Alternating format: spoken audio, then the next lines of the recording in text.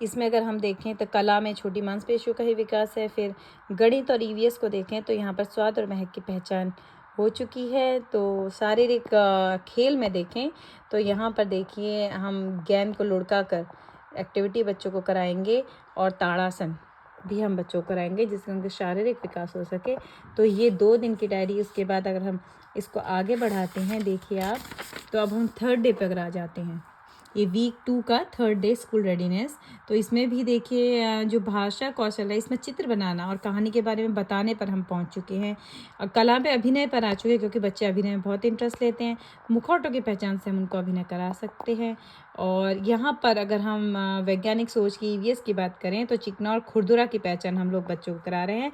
और देखिए अंत में हम उनसे बातचीत कर रहे हैं, उनसे पूछ रहे हैं कि आपको स्कूल के बारे में कौन सी चीज़ अच्छी लगी और क्यों लगी, ताकि उनमें आत्मविश्वास पैदा हो और अब मौखिक अभिव्यक्ति करना सीख जाएं।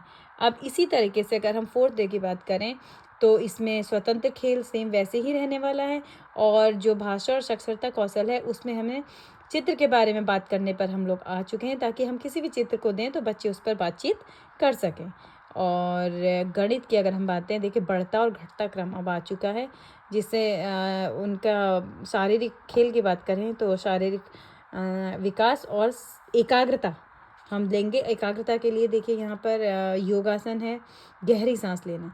बच्चों को हम बताएंगे किस तरीके से हम एकाग्रता उनमें ला सकते हैं। क्योंकि पढ़ने के लिए एकाग्रता होना बहुत ज़रूरी है। अभी तो बच्चे छोटे हैं, लेकिन धीरे धीरे बढ़ेंगे तो जब वो पढ़ने के लिए तैयार होंगे तो एकाग्रता ज़रूरी है। तो हम स्कूल रेडीनेस में इस तरह से हम इसको लेकर चलेंगे। अब इसका हम 5th डे अगर हम देखें तो आप देखिए यहाँ पर भाषा और अगर हम साक्षरता के विकास की बात करें तो कहानी सुनकर समझना और उस पर चर्चा करना पर हम आ चुके हैं कि बच्चे कहानी को चित्र को देखकर अनुमान लगा लें कि चित्र में क्या है, कहानी क्या बन सकती है, उसको देखकर वो लोग अनुमान लगा लें। उसके बाद हम देखिए ईवीएस गणित, अगर गणित के ऊपर आ गए हैं, यहाँ पर ऊपर और नीचे की पहचान हो रही है।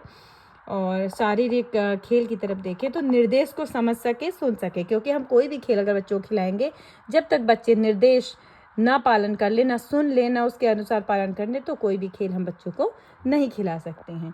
इसी तरीके से अगर हम 6ठे दिन की बात करें तो मैंने आपको पहले भी बताया था कि जो हमारा 6ठा दिन होता है या 6th डे होता है वीक का, उस दिन हम बच्चों की जो प्रगति होती है उसका आकलन करते हैं।